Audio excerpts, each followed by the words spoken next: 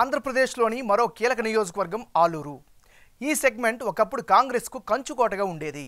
2009 వరకు ఆలూరులో హస్తం పార్టీదే హవా. ఏ అభ్యర్థిని నిలబెట్టినా సరే గెలుపు కాంగ్రెస్దే అన్నట్లుగా అక్కడి ఓటర్ తీర్పు ఇచ్చేవారు. అందుకే ఈ సెగ్మెంట్లో కాంగ్రెస్ గతంలో 9 సార్లు విజయం సాధించింది. మరోవైపు ఈ సెగ్మెంట్లో కోట్ల సుజాతమ్మకు కూడా స్ట్రాంగ్ పొలిటికల్ బ్యాక్గ్రౌండ్ ఉంది. ఆమె మామ కోట్ల విజయభాస్కర్ రెడ్డి 2 సార్లు ఉమ్మడి ఆంధ్రప్రదేశ్కు ముఖ్యమంత్రిగా పనిచేశారు. అలాగే సుజాతమ్మ భర్త కోట్ల సూర్యప్రకాష్ రెడ్డి 3 సార్లు ఎంపీగా పనిచేశారు. గతంలో మన్మోహన్ హయాంలో రైల్వే శాఖ సహాయ మంత్రిగాను పనిచేశారు.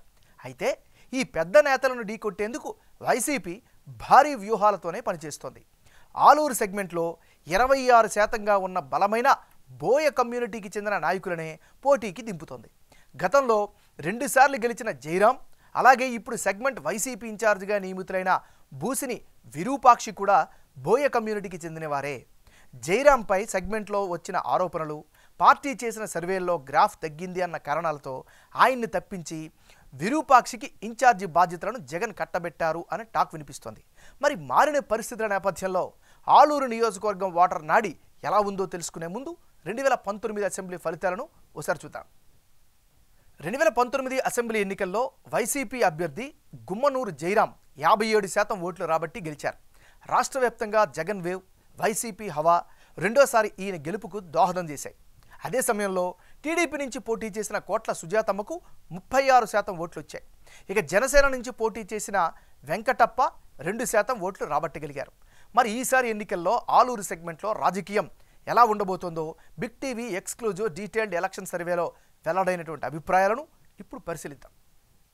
వైఎస్ఆర్ కాంగ్రెస్ పార్టీకి చెందినటువంటి నాయకుడు బూసిని విరూపాక్షి. మరి బూసిని విరూపాక్షికి రానున్న ఎన్నికల్లో అనుకూలమైనటువంటి అంశాలేంటి పరిశీలిస్తే, నియోజకవర్గంలో విరూపాక్షికి క్లీన్ ఇమేజ్ అయితే స్పష్టంగా కనిపిస్తోంది.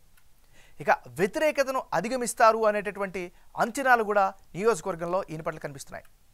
జెడ్పీటీసీగా ఉన్నప్పుడు సొంత నిధులతో అభివృద్ధి పనులు చేశారు, అది ప్రజల్లో బలంగా కనిపిస్తున్నాయి. ఇక బోయ కమ్యూనిటీ విషయానికి వస్తే వాళ్ళందరూ ఓట్లు కూడా గంపగత్తుగా ఈయనకే వస్తాయనేటటువంటి అంచనాలు కనిపిస్తున్నాయి. ఆలూరు నియోజకవర్గంలో వైసీపీ కేడర్ సపోర్టు విరూపాక్షికి పూర్తి స్థాయిలో కనిపిస్తోంది. మరోవైపు నియోజకవర్గంలో చాలా విస్తృతంగా ఆయన ప్రచారాలను కొనసాగిస్తున్నారు. ఇవన్నీ కూడా బూసిని విరూపాక్షికి అనుకూలమైనటువంటి అంశాలు.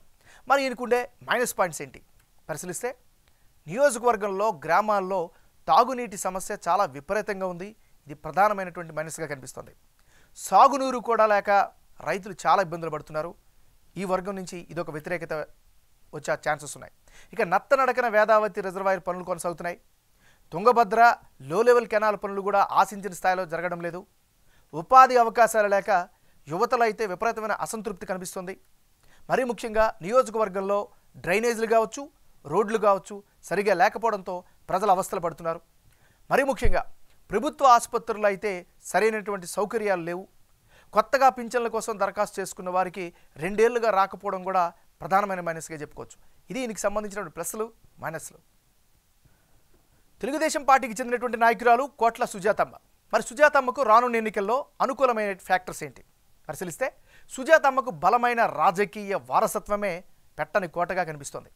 ఇక 2004లో డోన్ నుంచి ఎమ్మెల్యేగా గెలిచినారు సుజాతమ్మ. ఆ యొక్క ఎక్స్పీరియన్స్ ఈసారి కలిసి వచ్చే అంశంగా ఉంది. ఇక 2014, 2019 ఎన్నికల్లో ఓడిపోయారు. ఆ సానుభూతి ఈసారి ఖచ్చితంగా అడ్వాంటేజ్ ఫ్యాక్టర్గా కనిపిస్తోంది. మరోవైపు ఆలూరు నియోజకవర్గంలో అందరికీ తెలిసినటువంటి నాయకులుగా ఈమెకైతే మనలు దక్కుతున్నాయి. మరోవైపు గత 2 ఎన్నికల్లో ఓడిన నియోజకవర్గంలో యాక్టివ్గా ఉన్నారు. నియోజకవర్గ ప్రజలతో మమేకమవుతున్నారు. చాలా కమ్యూనిటీల్లో మంచి ఇమేజ్ అయితే ఈమె పట్ల కనిపిస్తుంది.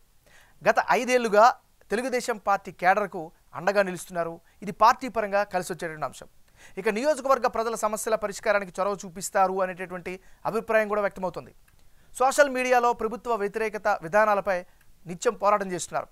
ఇక ఇటీవలే రీసెంట్గా చూస్తే అంగన్వాడీలకు మద్దతుగా ధర్నాలో కూడా పాల్గొన్నారు. ఇక టీడీపీ 6 గ్యారంటీలను జనంలోకి తీసుకెళ్తున్నారు.